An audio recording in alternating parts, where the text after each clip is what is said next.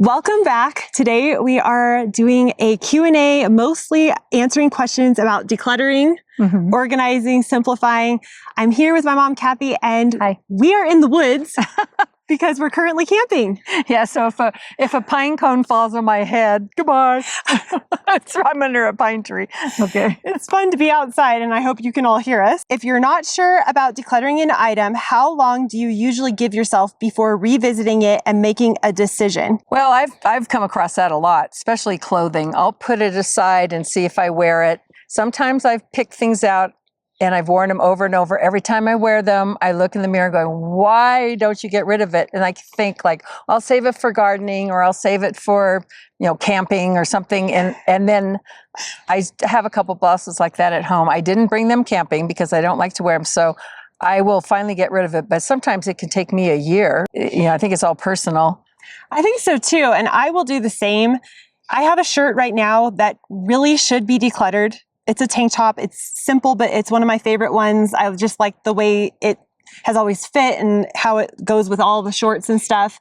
It's a little bit fancier than a regular tank top, but the problem is it's so worn out and the arms are just holes are too stretched out. You saw it the other day, and I really need to get rid of it, but I'm dragging my feet because I just would love to replace it with the same thing. Right. But that doesn't exist anymore. You would like it to be new again. Exactly. And so it needs to go, but I'm dragging my feet. I would probably set it aside.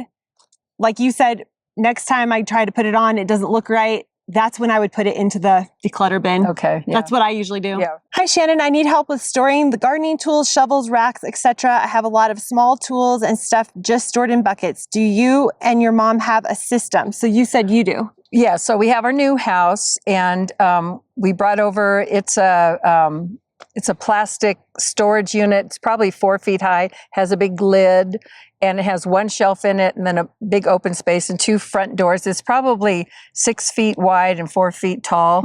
And so I keep all my stuff in there, shovels, rakes, and I have on the shelf, I have a couple buckets that I stand all my shovels and clippers and all that, the small stuff in there. And I can throw bags of fertilizer in there and all the stuff that comes in the large bags. So it doesn't take up too much room if you have the room, but that's where everything goes for my garden. And if we're moving around, it's a fly. Oh, is it a fly? Okay. Okay. Got it? We're in nature. Yeah. And if you see, we're in nature. No, if you see us run really fast, that means there's a bear. And if you see one behind us, tell us. Tell us. Comment below, bear. No, there's flies. That's the one thing out in nature. Yeah, you learn to keep your mouth shut. Bugs. Whew. So anyhow, we have a system as well, but Grant is more into the gardening and doing all of that for us most of the time.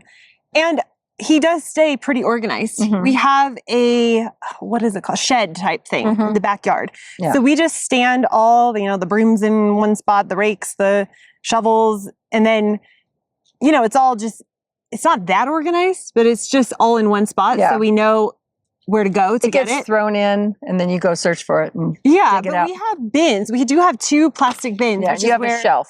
I store all the gloves and the, I don't know. Oh yeah, all that kind of stuff. You have sealed with the sealed top, so spiders don't get in there. Yeah, so things don't get in there. Because it is stored out in a shed where there's spiders and stuff. So that's kind of how we stay organized. Just it's all in one spot. That's the best thing. It's just a matter of teaching everyone to put things back where they get them. That's the problem in general with everybody. I'll even lay stuff out there and I'll see it and go, okay, go put it away. Because once you start, you just don't stop, and then you can never find anything. Exactly. Yeah. That is the rule. Put it away, but some people do it, some people don't.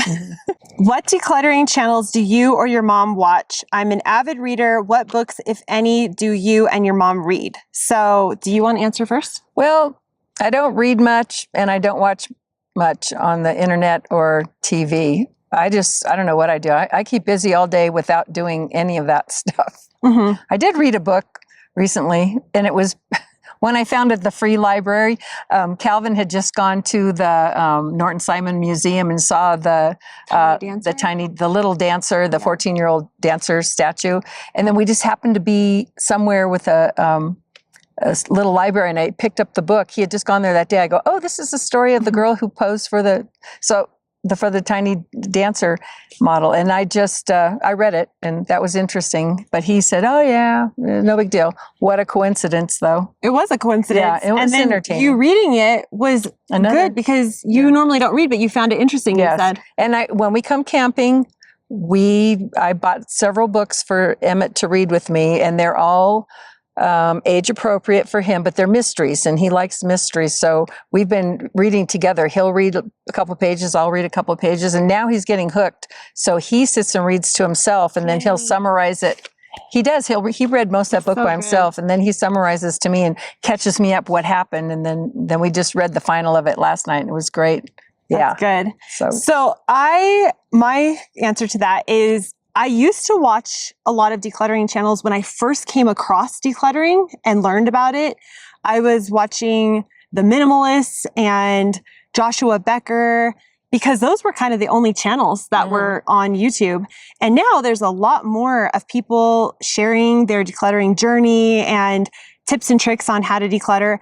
I really don't watch much of that anymore just because I feel like I know a lot about it. I don't really need to be learning a lot more about it, but there's a lot of really great channels out there. The Minimal Mom, I could link some down below. I don't have them right off the top of my head, but there's quite a few. And sometimes if I'm on YouTube, I will just come across the video title that I think is interesting, like how, decluttering changed my life or something along those lines. Title, And I think, oh wow, let's see what that person learned or has to say about it. So but I don't honestly, I'm working full time doing these videos, and I'm putting out now 2 videos a week.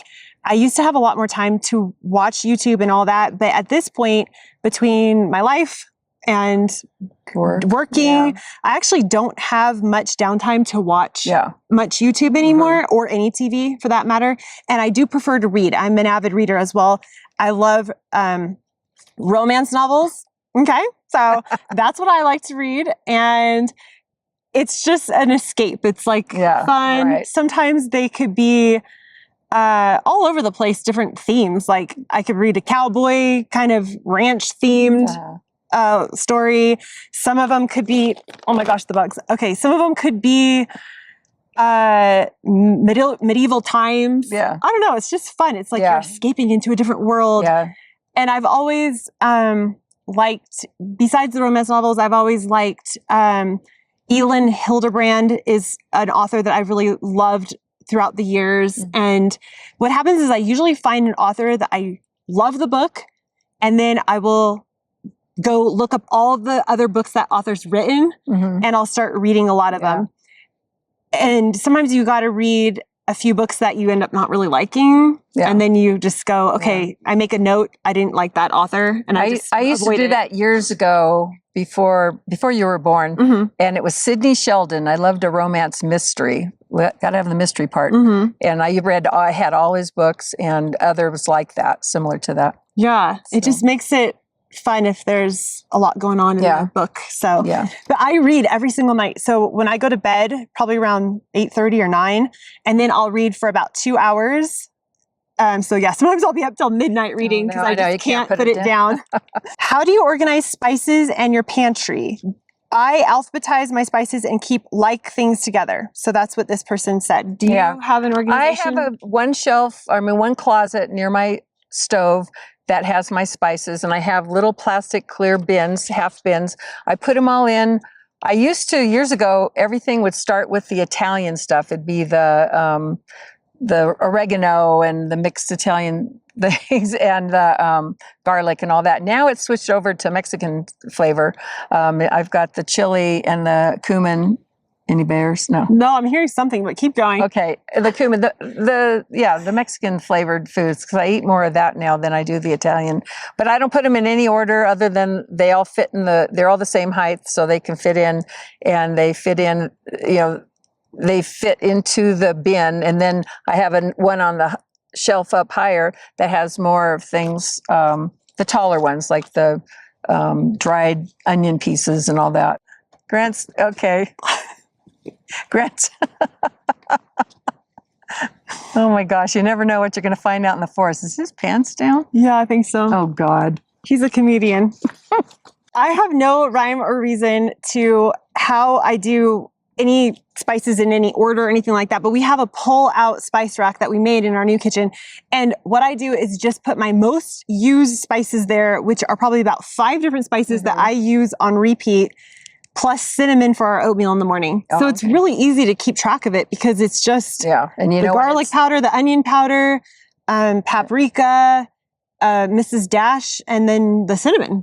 Salt, pepper. You know when they go out too, when they're low. Yeah, we just don't use a lot, so I guess it's pretty simple. Where would you suggest a person start decluttering? I would suggest starting in an area that would be the easiest for you. So if that's, you know, a pile of stuff you have on the floor that needs to be dealt with, I would start there. You know, if it's things that need to be put in the trash, some stuff that needs to be emptied out and, you know, gone through, start with the most obvious, biggest thing that's in your way. I don't ever suggest people to go up into the attic, you know, or dig deep into bins or in the garage or any of that, because you want to deal with the clutter that's the most annoying to you. Daily. The daily stuff that's just right in your way. So if you have this is going to depend on what your house looks like, how much stuff you have, if you've ever decluttered before. Let's just pretend like it's a house that is completely overwhelmed with clutter. Yes, everywhere. You would want to start with, let's say, if the whole dining room table is covered with stuff, you'd want to start there. So that way you could start enjoying sitting at your table with nothing on it. So it's going to all depend on your level of stuff you have in your house, I think. Or one drawer. Or a drawer. So if you have less clutter, let's to get the feel of the strength of doing it. Exactly. Let's say you maybe don't have a bunch of stuff on your table. You're good with that. You don't have piles of stuff on your floor. You're looking more into the cupboards then. So I would start with one drawer, one cupboard, something very simple. I've read the Marie Kondo book and she's got a great way of doing it, but she suggests pulling everything out. I think that can be extremely overwhelming, especially for someone who gets overwhelmed easily. That would be. And so I always say, just start with one drawer. You can empty that whole drawer out and go through that one drawer instead of emptying all the kitchen drawers out or the bathroom drawers or your bedroom, whatever it is. But I don't think it necessarily is easier. Like, let's say if you did the bathroom versus the kitchen, you know, it's very similar. I think just starting small, that's building it up. Say small, because I get overwhelmed when I have too much to do. I can't place it. Especially the older I get, I found, like when we're camping and I had all that stuff in front of me and I couldn't even begin. I think you came over and helped me because I just get overwhelmed with too much. So keeping it small, keeping it simple, dealing with one bin, get it all put away, and then move on to the next. I agree. Starting small. And you can start with places that you know have a problem. So when I first started, and I have a blog post on this, what I decluttered first or whatever, it was the cups, because it was so obvious that you open a cupboard and we had just way too many cups. Way too many mugs. You know the things you notice that you don't ever use. That's the things that stand out. I think starting with really easy, obvious stuff. Okay, here comes the Sasquatch again. He's back. That log's been used. What are you doing with that log? The forest doesn't need this anymore. He's cleaning. He's cleaning the forest floor. Okay, he's gathering wood for our campfire tonight. Okay. If you could have one item that you decluttered back again, what would it be and why? Well, every once in a while, something will cross my mind, especially since we've moved. I could have kept that. I would have had more room for that. But I don't remember anything right offhand, except when we were looking at, like, how will the living room go? Or those 2 maroon burgundy chairs I got rid of, those short ones. I thought, we would have had room for those. I don't like the color. I would have had to refinish them. But I thought those could have worked in here. Those were quality items, too. Quality. Yes, and that's when I sometimes will think about things I've gotten rid of and have to buy again every once in a rare while. But now the stuff you buy to replace it is just junk. So getting rid of really quality things, that doesn't mean you should keep it all, in my opinion. But maybe those chairs. But I don't know if I would have actually really used them, other than I just said, like, that would have been nice to have, remember? We talked about it. And it's funny that you say those red chairs, because you got rid of those red chairs and then maybe like a year later in my office, I said, oh, it would be so neat to have 2 chairs, which I did find 2 really nice chairs at the thrift store. Yes. That fit good and I'm happy with. But I did remember those burgundy chairs and thought, oh, those would have been nice in my office. But now when you really break it down, would they have fit? Okay, these flies. Okay, would they have fit in there? And would it have made sense in there? Maybe not. Right. And our style in our house has shifted a little bit as well. And I think, oh, maybe those burgundy chairs would have gone. But then the reality of it is probably I would bring them in and go, okay, these burgundy chairs being burgundy. Yeah, right. I don't know. And anymore, to reupholster something costs just as much as a new chair. It's very expensive. So anyways, not usually. I don't really have any regrets, but once in a while something will go through my mind, especially things I got rid of that we thought, oh, that would be a good Halloween costume or something. And I have stuff that, you know, when I see an old picture of myself from 15 years ago or something, I'll see something like when we lived in New Zealand, it was very cold in the house where we lived and it wasn't insulated and all that. And it was freezing. So I would wear this one green vest. Now, there was nothing special about this vest. I just really liked it. And it was a puffer vest, warm vest that I would wear in the evenings over my pajamas or whatever to stay warm. And I got rid of it when we moved back here to California because I just thought it's warmer here, whatever. But also it came to me secondhand, all these things. You know, would I even use it? Probably not. Who knows? But I remember that fondly. Yeah. And so it's like, oh, I kind of think, oh, that would be nice to have back.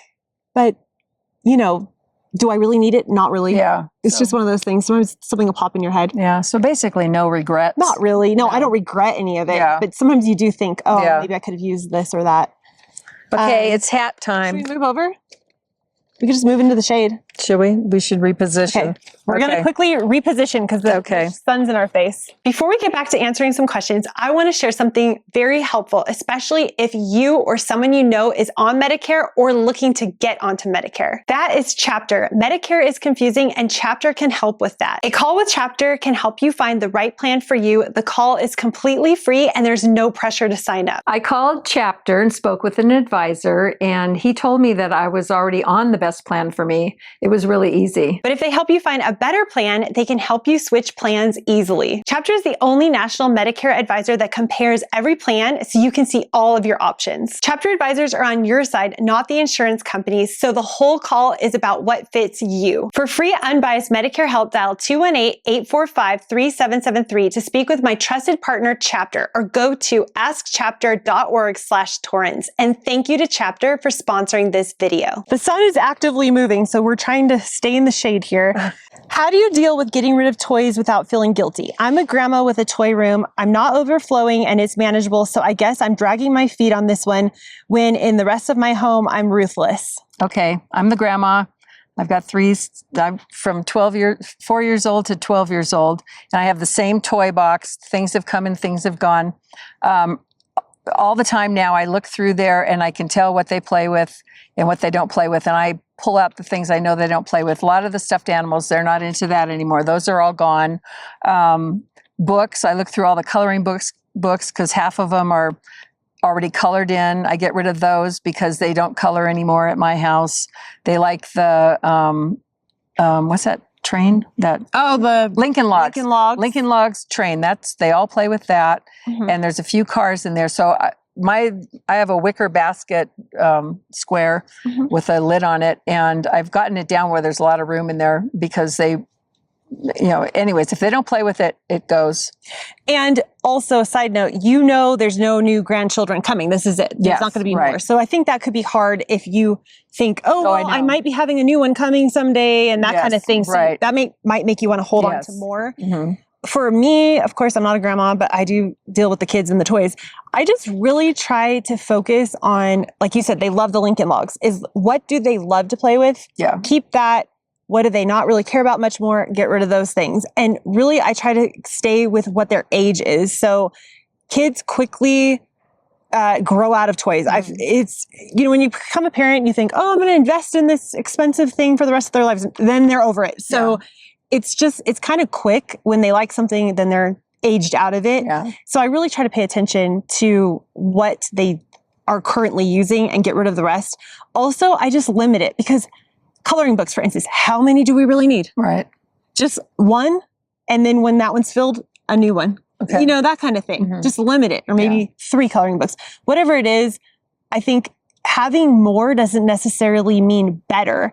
Grant was even pointing this out with the Duplo. I mean, we have a whole bin of Duplo, then we have another whole bin of Duplo, and at some point, you can't use it all at once. And they quit playing with it too. They're into Lego now. Exactly, and it just becomes everywhere, all over the floor, and then, you know, so limiting it, maybe 1 bin of Duplo is good. Mm-hmm. Having more doesn't mean better necessarily. Right. She said guilt to get rid of stuff. I just want to talk about feeling guilty. I don't think anyone should ever feel guilty about getting rid of stuff that you're no longer using. Right. About anything, whether it's toys, clothes, or anything. Just because it came to you, whether you bought it, someone gave it to you, if you're not using it, there is no point in keeping it. Yeah. You should not feel guilty about that. Things come and go. Mm-hmm. It'll go to someone else who could probably use it. So, and I picture, when I think about that, about having to keep it or wanting to keep it because it's something important, I think about, I mean, I could be gone tomorrow, and where's it going to go? It's going to be gone. So just make it all fit for now, that, you know, it fits your lifestyle now. Exactly. And also holding on to something out of guilt because you feel like, oh, I spent good money on it, even though you're not using it, that actually could be taking away from the good part of your life, because now you're storing it, you're dealing with it, you're looking at it, it's bothering you. Yeah. And so therefore it's not actually adding to your life, it's actually taking away from your, what do you call it? The enjoyable part of your life. And someone else could enjoy it. Someone with a kid that needs a tricycle and stuff like that. Let someone else enjoy it. Exactly. This has to be one of the most asked questions throughout the last, 10 years or whatever of my channel and blog. How do you get a reluctant husband to get on board with decluttering? Hope you have some tips.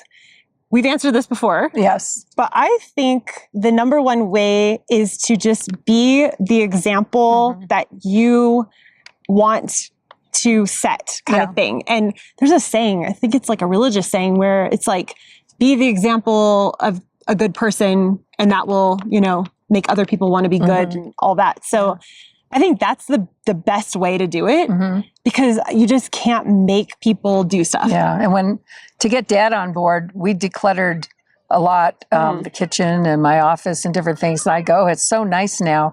I have so much room in my drawers. Oh, I have so much room for my clothes. And he jumped on when he saw the closet, my half of the closet looking really nice and empty. My husband, Grant, is very clutter-free by nature. He's probably the most minimalist person in our family. He barely has any clothes. He really doesn't store much of anything. And he only keeps the stuff that he uses. But he struggles to go through things. He struggles to declutter. He struggles to get organized and stay organized and all of that. So I find it's just easy to ask him and say, oh, do you want me to help you for 5 minutes go through your shirts? Yeah. And then it's just so simple, because we pull them all out, make a little pile of the shirts, and then I'll hold them up and he'll say, oh yeah, I really love that one. Or, you know what, now that you're holding that up, that looks kind of worn out. Let's get rid of that one. So it's not me saying you need to declutter. It's more of just a suggestion of, hey, we have 10 minutes here. Your drawer looks like it's kind of having a hard time shutting or whatever. Do you want to go through this real quick? And normally he says, yeah, let's just do it real fast. And okay, that's a good one. So I think that can be helpful as well, and try to always be real positive, especially with the kids even. Like, okay, wow, we can't really get any new stuff that you would love because we got all this old baby stuff that you don't use anymore. Yeah. So why don't we go through it? And it's just kind of, I think, more about how you present it is the word. Right. I think that can be helpful. Make it more positive. Yeah. Don't make it threatening. Or don't make it negative or degrading. Look at all your stuff. Like you have too much stuff. It's just, I mean, I never say that. I always say, hey, let's try to make this more functional. Yeah. And then usually he'll be more open to it. And I think, again, just starting small, just really small, one drawer of the pants or the shirts or whatever it is that is the problem. I think but you just can't make people want to do it. Right. They have to kind of want to do it themselves. Yeah, some don't want to. Yeah. That's it. That's true. I know people like that. I do too. I'm keeping them all. Keeping everything. A possible scenario, just watching about the fires in Spain and France. Let's say you're told that you have 3 hours to evacuate your home. Do you know what you would take with you? This is a very interesting question because I think it was a year ago, maybe a little over a year ago, where we had horrific fires go through California and burn entire towns down to the ground. I mean, places that you would never think would burn. Right. Hundreds of houses gone in like an hour or whatever. Yeah. They didn't have any time. No time at all. They had not enough time just to even get out. Some people just had to run. Mm-hmm. So after watching that, it was really horrifying, and it could have easily happened. It was close to us. Yeah, right. And it could happen anywhere. So what I did, not that this is foolproof, but I went and got a firebox where now I store all the important documents in there all the time. And really, I guess that would be the only thing that I would hope if a fire did come, that box would make it through the fire. Yeah. It's supposed to be fireproof. But other than that, I think if you only have 3 hours, all I would be grabbing are my box of photos, that box with all the important documents in it, maybe my computer only because I have all the photos and stuff on the computer. Yeah. And that's probably it. I don't even think I would care about camera equipment. Yeah. That can all be replaced. Well, years ago, when we lived up the hill before we moved to this new house, we had some fires up there that we had to evacuate. And ever since that, I mean, the first time we had to evacuate when you were younger, I mean, I just was running around like a chicken with my head cut off. I couldn't think. Yeah. I mean, I'd grab stupid things. I don't know what, but we had a car full of, I don't know, lamps and things. And we had maybe an hour to evacuate. Right. But it was such a panic. So what I've done, because we've had more evacuation possibilities, I make a list of the things I must have, and I have put it on the back of like a closet door. I used to have it on my office door. Now I have it on the inside of a closet door. It just gets you focused, and you know what it has to be. And knowing those things, like maybe it's your computer, maybe it's your jewelry box, or you know, family photos, and just have it written down and know where they are in case because your mind just doesn't work when you're in that situation. So just put, you know, family photos in the living room, in the bottom cabinet, you know, so you can go right to it, and just open up your car and just start throwing everything in. Off the list. But yeah, the list really matters. Your checkbooks, your whatever, if you have your will and trust at home, all that kind of stuff. And all your passwords, have them printed out, hidden somewhere, but all together. I do, like, just coming up here camping, I put a bag together, a red bag, and I told my husband to, if anything happens, grab that bag. It has everything in it. And other than that, you know, whatever else you want, but that bag. I did something similar where I put everything that I thought was important that I normally don't have in the firebox. I put it in the firebox. So, you know, any cash that I would normally have somewhere else or whatever. Backup drives. I put it into the firebox because we're not home. So there would be no possible running around grabbing anything. Right. So hopefully the firebox would survive. In all honesty, if the firebox didn't survive, it would be just mostly people, pets, and getting out would be the most important thing. Everything else can be replaced. Yeah. You know, photos can't be replaced, but they're in your head, you know, like, and probably a family member would have some of the photos from when you're younger, and maybe they'd be online, kept in a cloud or whatever. But really what's most important is just getting out and being safe more than anything else, in my opinion. But I do have the firebox now, which I didn't have before. Okay. Because watching those fires come through California a year ago, I think it was about a year ago. It was a year ago in January. Yeah, it was absolutely horrific watching that. It was like, and thinking that could have been us, because there were fires they were close to us. Yeah. We had the Santa Ana winds, and I mean, it could have easily been our house. Yeah. So that is really scary. How to accept letting go of items that you know still have value and use. So I guess this is, you've decided you don't want it anymore, but there's still life in the item. Yeah. Is what I'm guessing. That's what the question is. Yeah. And how do you do that? So do you have... And I think people might want, or something that's maybe sentimental, you know, like a family thing. I will sometimes go on Facebook and send it to all my family first, and then to friends. I'd say, does anybody want this old lawnmower or something, whatever it is. It wouldn't be a lawnmower, but...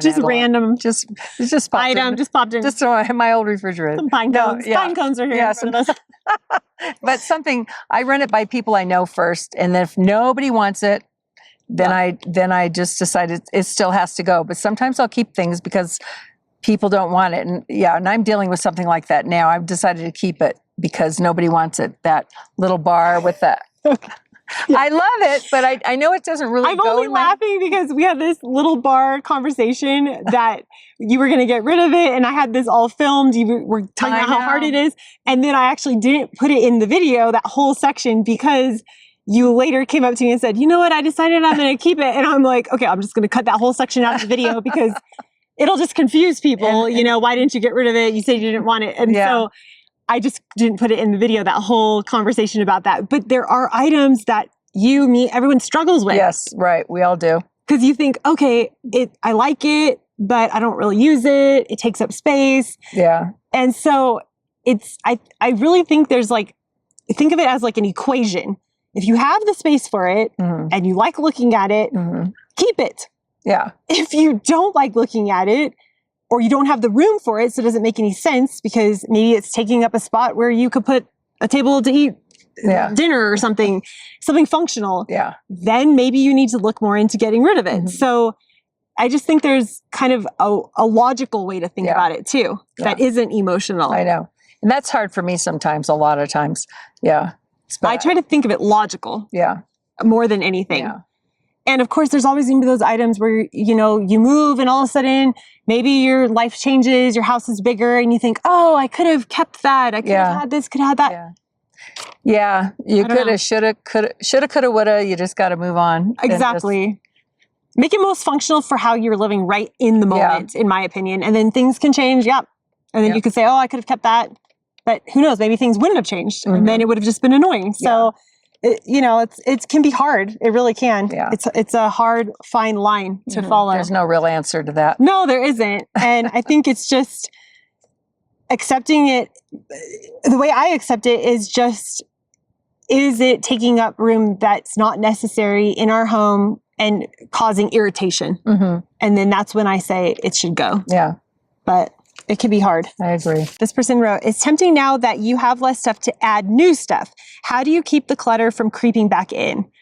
I have recently found this to be hard as well, because there was a time where we were a lot more clutter-free than we are now.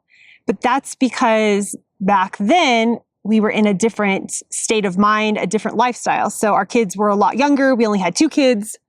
And it was easier to have less. Now we have 3 kids and we have, more toys. We have more stuff like that. And we have more hobbies, I guess you could say, gardening and all of that, where we lived in a place before that we didn't have a backyard. So now we have all the garden stuff. So I just think things shift slowly over time. I wouldn't necessarily call it clutter, but we do have more stuff. We are using it.